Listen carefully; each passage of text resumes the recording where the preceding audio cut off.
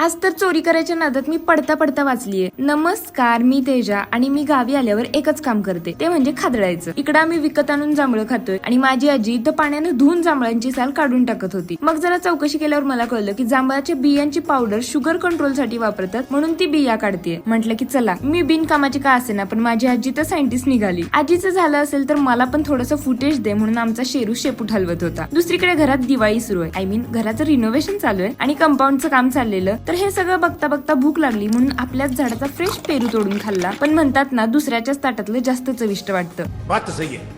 मला शेजारच्या झाडावरची टपोरी जांभळं दिसली म्हणून भिंतीवर चढायचा प्रयत्न केला, पण हाईट जरा कमीच पडली. पण असल्या गोष्टीत ना आपलं डोकं लय चालतं, म्हणून मग दुसऱ्या बाजूच्या कमी उंचीच्या भिंतीवर चढून कसरत करत करत जांभळापर्यंत पोहोचले आणि फायनली जांभळं खायला मिळाली. तेव्हा कळालं चोरीचं फळ खरंच गोड लागतं रे. पोटभर जांभळं खाऊन झाली, पण उतरताना मात्र मी चांगलीच तोंडावर आपटणार होती. पण थोडक्यात वाचली आणि इकडे पप्पांनी मस्त असा नारळ काढलेला, त्यामुळे उरली सुरली पोटातली जागा त्यानेच भरून काढली.